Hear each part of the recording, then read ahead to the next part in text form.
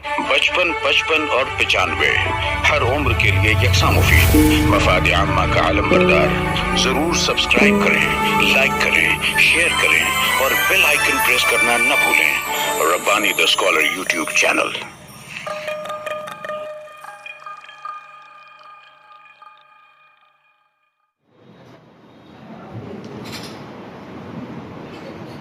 आसिफ सुबहानी साहब ने जैसे ही यहाँ पर रुमान पेश किया, सदारत तुम्हारी मुसीबत हमारी, तो सारे लोगों की नजरें जो है हमारे सदर साहब की तरफ उड़ गई। हालांकि ये उनकी किताब जो जिसमें मज़ाहिर मज़ामीन का मजमूआ है, वो इसी हाल में उसका इजरा हुआ था और काफ़ी अच्छे अच्छे मज़ामीन हैं और उसी में से एक मजमून आपने यहाँ पर पेश किया। लेकिन जो बातें आप पेश कर रहे थे वो हमारे आज के सदर साहब कई मरतबा महसूस कर रहे थे कि शायद वो मेरी तरफ से इशारा नहीं कर रहे हैं। हमारे सदर साहब इस वक्त बिल्कुल हशाश बशाश हंसते हुए पाए जा रहे हैं। यानी आमतौर से मैंने 12 मैं निजामत करते रहता हूँ और सदारत करते रहते हैं, तो कई मरतबा तो मैंने देखा है कि आप एक नींद मार लेते हैं। आज अभी तक जाग रहे हैं। इस प्रोग्राम की कामयाबी का जो सेहरा है वो हमारे सदर साहब की तरफ उठता है कि भाई आइए अब हम उन्हें समाज करते हैं। खुतबा सदारत के लिए मैं मोहतरम जबील अहमद कराची साहब को वसूल करता हूँ कि माइक पर तशरीफ लाएं और सदारत तुम्हारी मुसीबत हमारी वो बयान कर चुके। अब आप खुतबा सदारत पेश करें।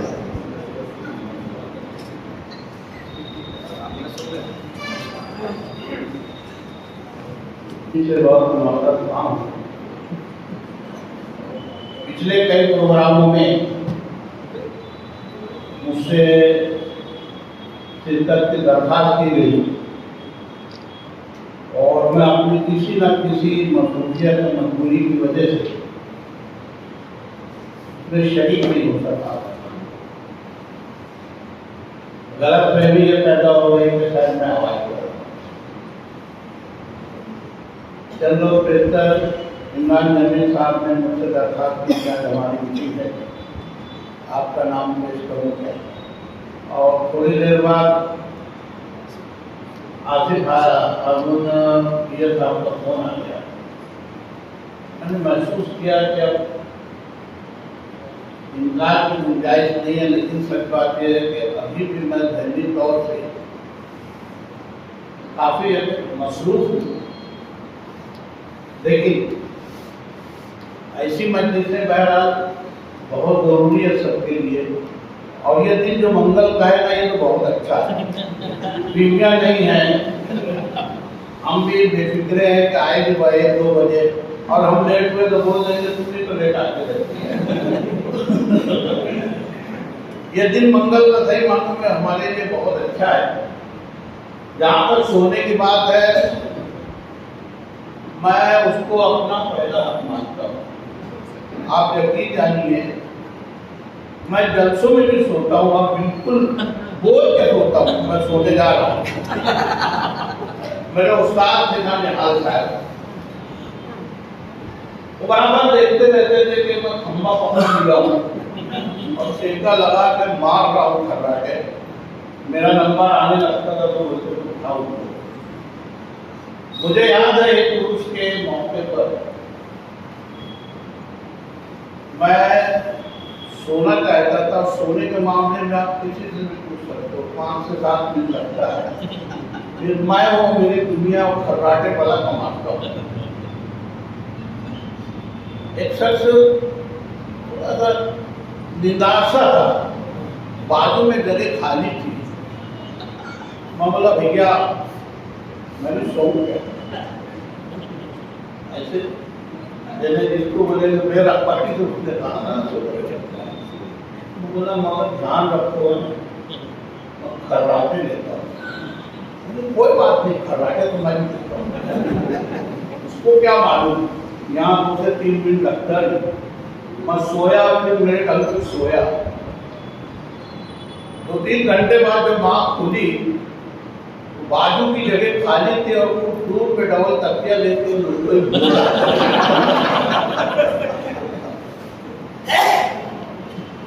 ऐसे ही हमारे साथियों के साथ उसके ही ज़माने में मस्जिद में हम लोग रात गुजार रहे थे। और रात के वक्त जाहिर सी बात है लाइट वगैरह नहीं रहता है। मैं इस बात का ख्याल रखता हूँ कि खर्राटा लेता हूँ इसलिए किनारे सोना चाहिए। कितनी भी किनारे हो खर्राटा है। रात में ना अचानक आवाज आई, ओ चचा क्या कर रहे? मेरी आंख खुल गई। क्या हुआ? अरे बोले खर्राटा जरा धीरे लो ना। तो मेरे मुंह से भी निकला, अबे क्या कोई बटन है का कम ज्यादा करने वाला? खर्राटा तो खर्राटा है। अरे तो बोले हम लोग को नींद नहीं आ रही है ना। तो बोले मैं क्या करूँ बे चौगत? बोले अच्छा गाली दे रहा हूँ। चौगत गाली नहीं है। बोले चौगत गाली है। बोले ठहर दिन निकलने से कौन है तू देखता मैं तेरे को। उसने कोई बता दिया, पाले गाँव का ही था वो। बोले वो जमीन प्लास्टिक होगा वहां पे जा। मैं पकड़ा क्या तू ही क्या करेगा? अच्छा लगती हो गई जाने। तो सोने की जहाँ तक बात है वो अपना महिला आता है और उससे मैं दस्तबरदार भी होऊंगा है। खरगाटा और सोना ये तो अपने हिस्से की बात है। और देखो मैं बोलता हूँ ना, आदमी का जो तक मजा मिजाज है वो सोते में भी जागते रहता है। मेरी जगह कोई होता तो बोलता है कि नहीं बोलता, मैं बोलेगा कि यार कोई बटन है क्या कम ज्यादा करने वाले खर्राटे के कि कम करूँ ज्यादा करूँ? तो जिसके अंदर ये फन है ना, जहाँ मैं देख रहा हूँ तब एलेजॉफी बैठे हैं, महसूस करने वाले बैठे हैं।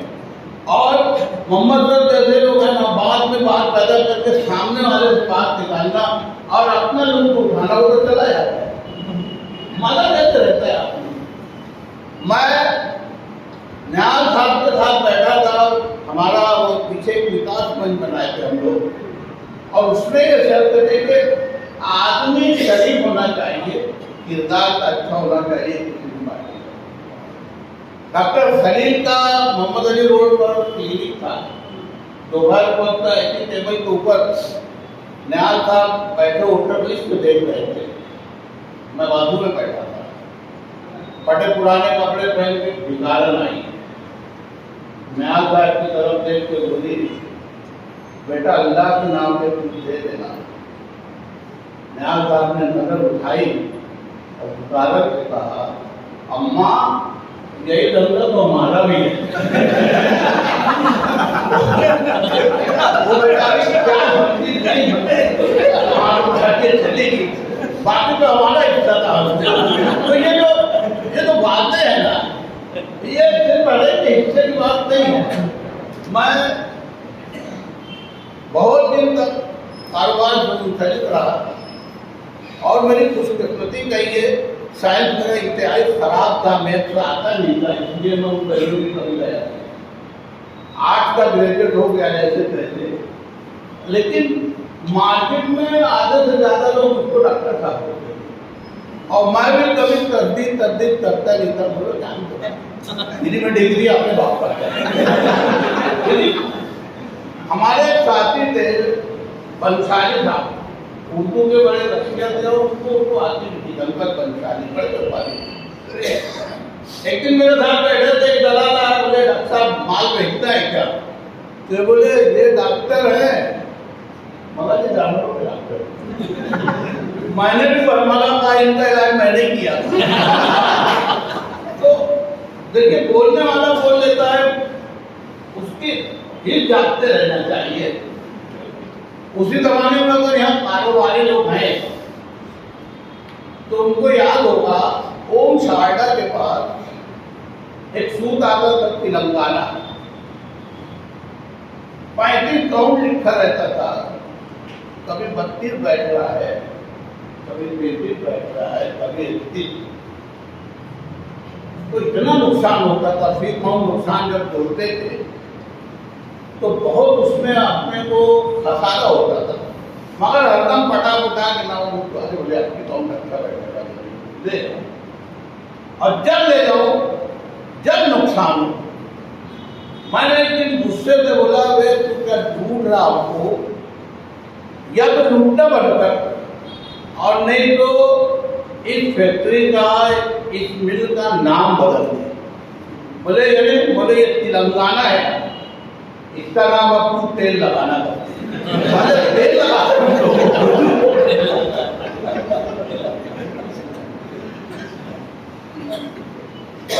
वो जमाना 25-30 साल पहले का,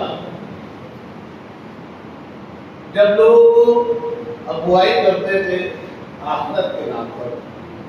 धीरे धीरे जमाना बढ़ता, कुछ लोग खामोशी से पैसा देने लगे। अब वो जमाना ऐसा था कि लोग बुरा मानते थे, वो रिश्ते लगाता है, पैसा मांगता है। मैंने भैया पैसा देते क्या करूँ? बोले लोग तो नहीं, क्या करो फिर, मेरा भी पेट है, मेरे भी बाल बच्चे हैं, मैं भी कबीला नहीं कर सकता। तो मतलब फिर डरते क्यों, चोरी छुप कर क्यों मांगते हो? ऐलान बोलो ना कि भाई मुझसे अगर रिश्ते का काम कराना है तो मैं फिर सबीला नहीं करूँगा। कराना है तो फिर सबीला, कराना है तो फिर सबीला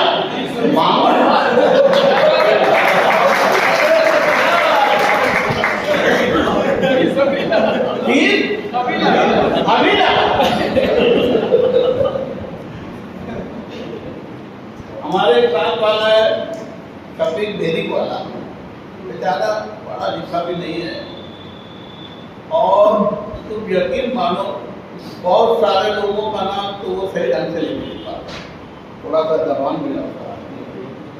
हमारे साथी भी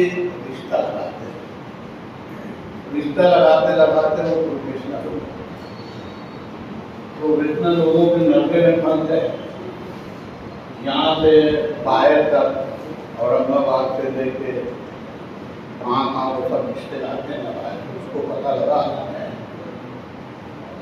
यार वो हाजिर साहब तो समीउल्ला थे ना, पैसा देने लगे।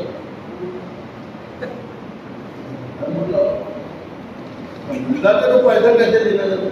बोले वो रिश्ता लगाते तो पहले पैसा नहीं लेते थे ना, समीउल्ला थे ना, लोग कहते वो फिर समीउल्ला है।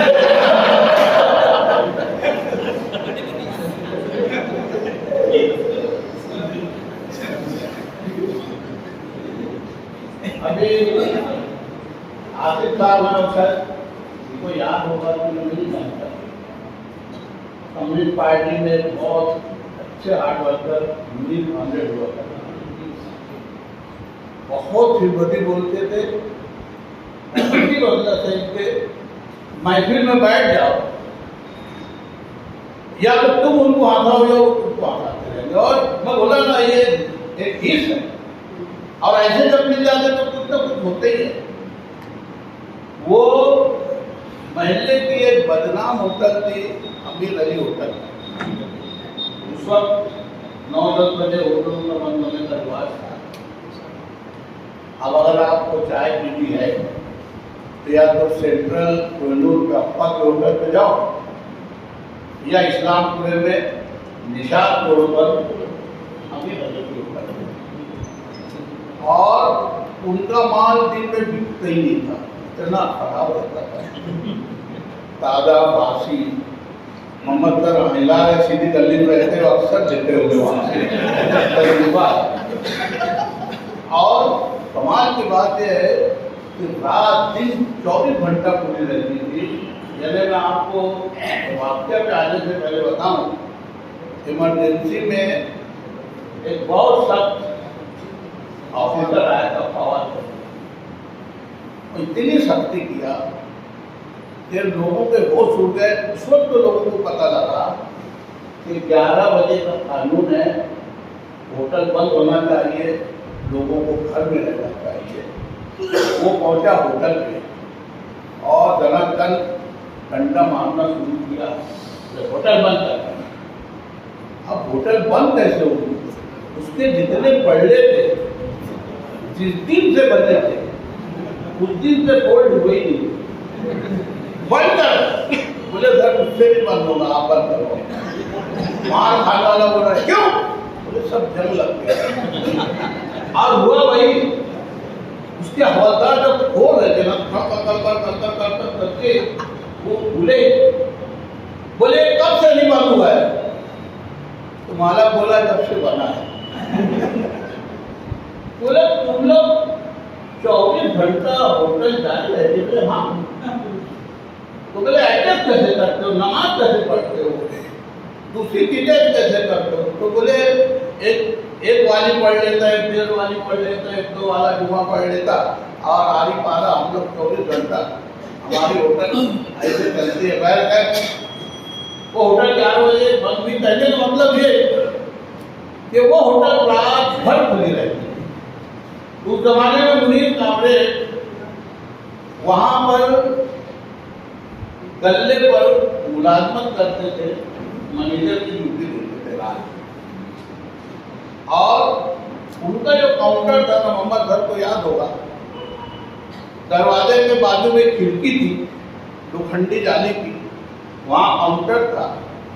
काउंटर पे थाले सजे रहते थे, उसमें कई कई दिनों के पेड़े, बर्फी, गुलाब जामुन, लड्डू और न जाने क्या सब रहता था। जिसको कुछ नहीं मिलता था वो वहाँ आता था, मजबूरन लेता था। रात के 2:30 बजे वो खिड़की जो थी ना, उसके बाद आपके एक खातून पड़ी हुई, अब उनको राजधानी के बोल रहे हैं लड्डू है। उन्हीं कामरेड की तरफ देख के बोले क्या करके?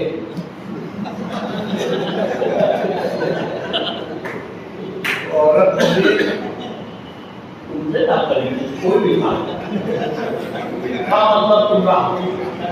बोले मतलब है भाई क्या बता के खाएंगे? बोले मोरा लड़का क्या खा रहा है? तो विफल नहीं, रात का 2:30 बजे खातून मिठाई मांग रही है और तुम सवाल जवाब कर रहे हो। बोले लड़का क्या खा रहा है? बोले 2.5 साल का। एक लड्डू उठाए, खाते सामने की दीवार में मारे, टक से आवाज आई, लोग तो थाले में रख दिए। बोले भाई देखो नहीं खा पाएंगे जाते।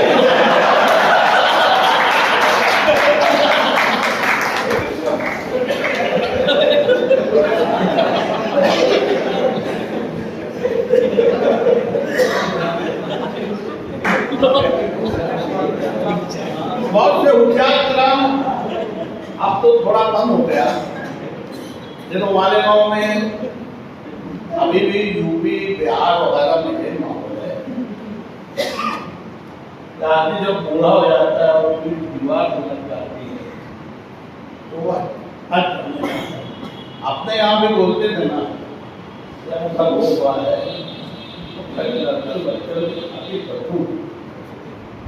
हज कर लूँ और अल्लाह अल्लाह कर लूँ बाकी जाए भाड़ में। मतलब आखिरी उम्र का वो हिस्सा रहता था। अब होता ये था कि बहुत सारे लोग भी जैसे उनके साथ में ये होता होगा या हुआ होगा, वहाँ से आते हैं ना तो हज की रुदात बड़े अफसानी अंदाज में बनाते हैं। जो हज भी किया रहता है वो आंखें फाड़ फाड़ के देखता है, तो ये रहता है उनसे बनाना। हमारे बुजुर्ग यूपी अंदाज में बात करते थे, यूपी की बैठे बोले सच्चा कैसा लगा? क्या बताए, कहाँ कहाँ का बताऊं? देखिए चीज एकदम नायाब है, बयान नहीं कर सकती। और धर्म की तो वो हाल है, जितना लाइट इतना पंखा, इतना लाइट इतना पंखा, इतना लाइट इतना पंखा, अगर हिंदुस्तान की जिम्मेदारी होती तो बिल ही नहीं बन पाता।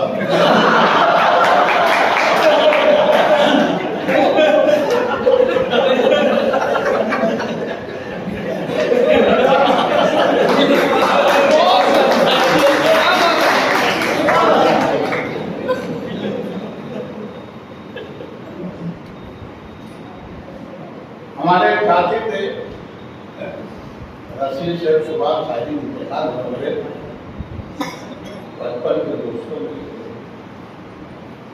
थानेदार है सुभाष शादी हमारे जुड़े। शहर में जब नया नया रिक्शा आया ना, मैं समझता हूँ लगभग 70-72 से आसपास हुआ है, इनके घर भी आते चलाने वाने का डर नहीं, मगर हमारे शौक है ना, मुझको दोपहर की जैसे अभी गर्मी का मौसम है ना, एकदम ऐसे गर्मी का मौसम था, कड़ाके में धूप, बोले यार अपना कारीगर ताहिर है ना, बीमार है, चलो फिर मिल जाए। अरे मनुष्य चलाया लाएगा कहीं चलती, अरे ठीक नहीं हूं मैं, ऐसा ना मेरे ऊपर जरा रुआ हुआ था, मैं बैठा हूँ, बोला मैं चला तुम्हारा धीरे चलाना, तो 1000 पूरी बच चुकी थी, 1000 पूरी के आगे नई बस्ती की माँ और भाई नाम का गए तो बड़े आराम से मुलाकात वगैरह करके जब वापस हुए तो हमारे दोस्त मस्ती में आ गए, एकदम महफूज गए थे ना, जो स्पीड से चलाना शुरू किया, मैं पीछे से चिल्ला रहा हूँ रसीद रसीद रसीद। हमें यकीन मानो 1000 गोली में एक नंगा लड़का छोटा सा, वो अपने गोली से निकला घर से और हमारे सामने आ गया, वो रिक्शे को टेढ़ा किए पिछली चाक में आ जाता, मैं पीछे बैठा देख रहा था, मैंने ऐसे उछलाया उसको, कूद दिया, मैं बोला गाड़ी रोक और मार खाने के लिए तैयार हो, मगर मैं निकला बाप से और मैंने बोला किसका लड़का है ये, अरे कुछ ध्यान देते नहीं तुम लोग, इतना चालाक ड्राइवर है तो वो बच गया, नहीं तो क्या होगा। तुम यकीन मानो गलती में से उसकी माँ निकली, बोले भैया माफ कर दो, बहुत शरारती है, कल तो ट्रक के सामने आ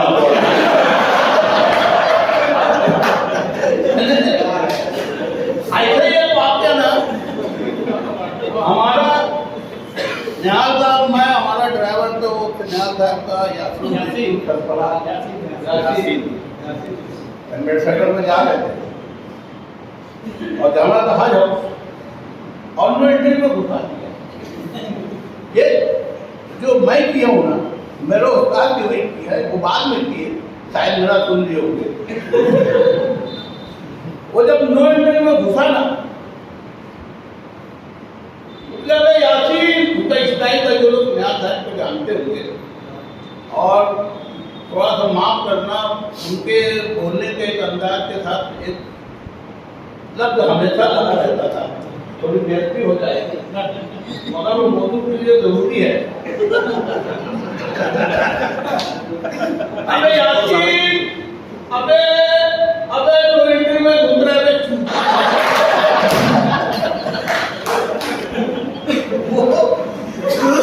वो इंटरव्यू में घूम चुका था और हवलदार के सामने जाके गाड़ी उड़ा, हवलदार ऐसे गाड़ी नंबर देता, फिर वो डायरी निकाल के नंबर नोट करना शुरू किया, यहाँ था तो आराम से निकले, उसके कंधे पे हाथ रख के बोले मैं ऊपर से आ रहा हूँ, गाड़ी संभालते रहना। अब वो यासीन से पूछा कौन है, बोले न्याल साहब गई है, न्याल साहब गई, हम आए ना, तो डायरी और पेन अंदर थी, वो गाड़ी संभाल रहा था।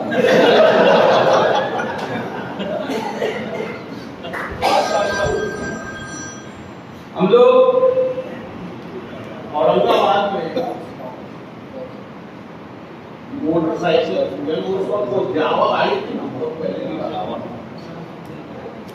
दिन जा रहे थे और एक ट्रैफिक वाले ने रोका ना, मैं पीछे बैठा था, बोला हुक्मा तेज चला, तेज चला है, बच्चे निकल गए। तो मेरा साथी बोल रहा था आ रहा था, धीरे धीरे आ रहा है था, निकल जाएंगे। मगर अगले चौराहे से ट्रैफिक पुलिस ने रुका, केवल से चलते हो। भैया हमको यार इसको 10 दिन बैठा लिए, हमारे पहचान का नहीं है यार, हम तो उसकी मदद कर रहे हैं, मदद कुछ नहीं। और सामने टपरी है ना, वहां जाकर 20 रुपया दे दो। मैं बोला भैया समझ कर यार, हम बोल ही रहे थे। बोले अगला सिग्नल तो तोड़ के आएगा। मतलब क्यों?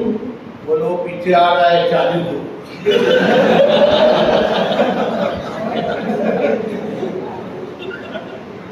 वो जमाना था, आपको याद होगा जब 100 रुपये में बम्बई जाते थे, ड्राइवर 4 या 5 सीट बैठाता था। छोटी गाड़ियाँ थी ये, ट्रैवल वगैरह एम्बेसडर वगैरह में 100 रुपये लेते। तो उस वक्त ना नासिक के बाद पुलिस वाले रोकते, क्योंकि पैसेंजर गाड़ी है नहीं, कानूनी रहती है। तो मेरे साथ वाला भी शुरू किया, पैसेंजर ले जा रहा था, उसने रोका। बोले 20 रुपये दो। 20 रुपये तो दे दिया। तो बोले तुम तो ले लिए, आगे कोई रोका तो क्या करूँगा? बोले कोई नहीं रोकेगा। किसी ने रोका तो तुमने बोल देना थम्स अप, वो समझ जाएगा कि तुमने 20 रुपये दे दिया। कुछ दिन बाद वो गुजरा ना, तो पहले सिग्नल पे जहाँ 20 वाला रहता था वो निकला, ये निकल गया। दूसरे सिग्नल वाले ने जब रोका ना, तो बोला थम्स अप। बोले पैसे निकाल, आज का कोट मिनट का है।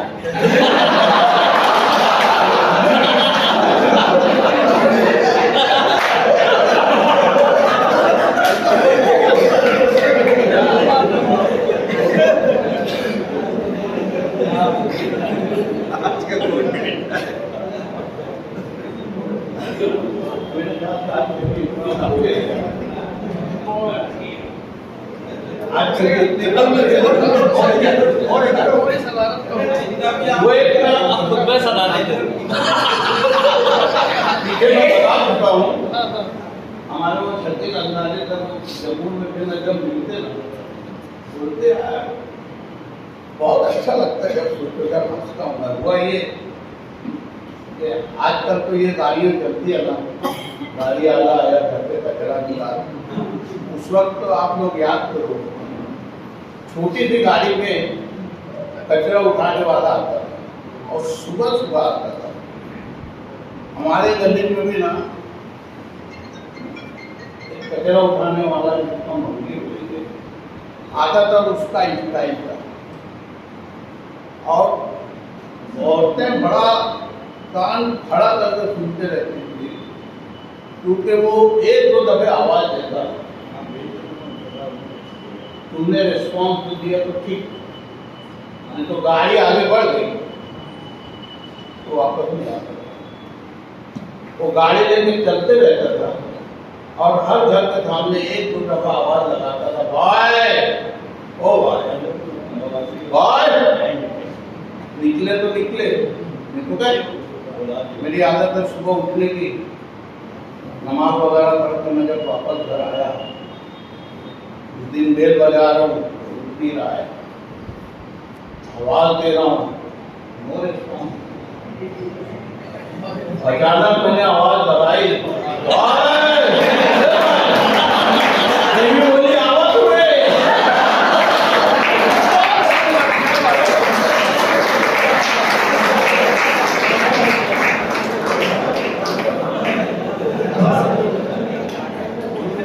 बेहतरीन लगता है और अपने साथ गुजरे वाक़यात बयान कर रहे थे बेहतरीन अंदाज में। और वाकई हमें अब बिल्कुल ऐसा महसूस नहीं हो रहा है कि सदारत तुम्हारी मुसीबत हमारी। बहुत ही अच्छे अंदाज से हमारे जमील अहमद कराची साहब ने कहे देखने की यहाँ पर कोशिश की और बिल्कुल कामयाब रहे। आइए शुक्रिया अदा करने के लिए मैं मोहित बादशाह साहब को यहाँ पर मौजूद करता हूँ कि तशरीफ लाएं और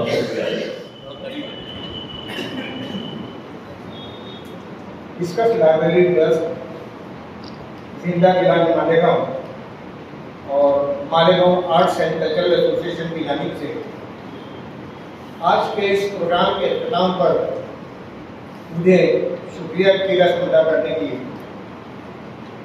सादत दी गई है शब्दों में। आज मैं जब यहाँ हॉल में दाखिल हुआ तो कोई था नहीं यहाँ पर।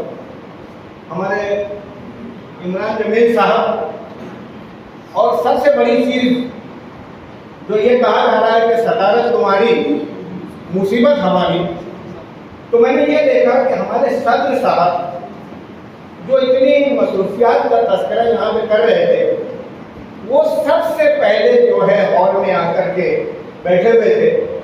तो मुझे ऐसा लगा कि हमारा ये प्रोग्राम जो है वो इंतहाई मकबूल और पसंदीदा प्रोग्राम है, जिसके लिए हमारे सदर साहब जो है, हमारे इस प्रोग्राम के सदर साहब जो है वो पेशतर से आकर के जो है यहाँ पे बैठे हुए हैं। बहरहाल मैं आज के इस प्रोग्राम के सदर जनाब जमील अहमद कराची साहब का तहे दिल से हमारे तीनों अदारों की तरफ से शुक्रिया अदा करता हूँ कि आपने अपनी मसरूफियात के बावजूद भी हमें वक्त दिया और इस महफिल को क्या कहूँगा मैं बिल्कुल गुलजार कर दिया आपने। दूसरा ये कि हमारे जो मेहमान हैं, हमारे इमरान जमील सर, इमरान अमीन सर, हमारे आसिफ सुबानी, सलीम गड़बड़ साहब और डॉक्टर मुख्तार साहब, इन तमाम लोगों ने इंतहाई अच्छे तरीके से बेहतरीन अंदाज में हमें आज के इस प्रोग्राम में महसूस किया। बहुत सी अच्छी अच्छी बातें जो है हमें सुनाई गई, अच्छी अच्छी कलाम हमने सुने। इन तमाम लोगों का मैं शुक्रिया अदा करता हूँ और उम्मीद करता हूँ कि इसी तरह आप लोग आकर के हमारे प्रोग्राम को बढ़ावा देते रहेंगे। और सबसे अहम चीज़ हमारी ऑडियंस जो है वो किसी भी प्रोग्राम की जान होती है। आप लोगों ने इतने तामुल से, इतने अच्छे तरीके से हमारे प्रोग्राम को सुना, हमारे फनकारों को आपने बढ़ावा दिया, उसके लिए मैं आप तमाम लोगों का तहे दिल से शुक्रिया अदा करता हूँ और उम्मीद करता हूँ कि आइंदा भी आप हमारे प्रोग्रामों में शामिल होते रहेंगे। और सदर साहब प्रोग्राम को ख़त्म करने की आप इजाज़त देंगे, ऐसा मैं ऐलान करता हूँ।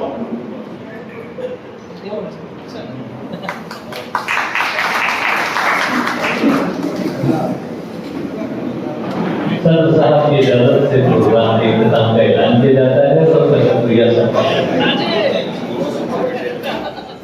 95 हर उम्र के लिए यकसा मुफीद, मफाद आम्मा का आलम बरदार। जरूर सब्सक्राइब करें, लाइक करें, शेयर करें और बेल आइकन प्रेस करना न भूलें। Rabbani the scholar YouTube channel. Rabbani the scholar YouTube channel इल्मी, अदबी, दीनी, मिल्ली, समाजी, सकाफती, तहजीबी, फलाही, तिब्बी, फन्नी, माशी, तिजारती, माशरती, इंतजामी, इनकलाबी, तहरीकी, तहकीकी, तकनीकी, तफ्तीशी, तामीरी, तालीमी व मालूमाती यूट्यूब चैनल। जरूर सब्सक्राइब करें, लाइक करें, शेयर करें और बेल आइकन प्रेस करें। Rabbani the scholar YouTube channel.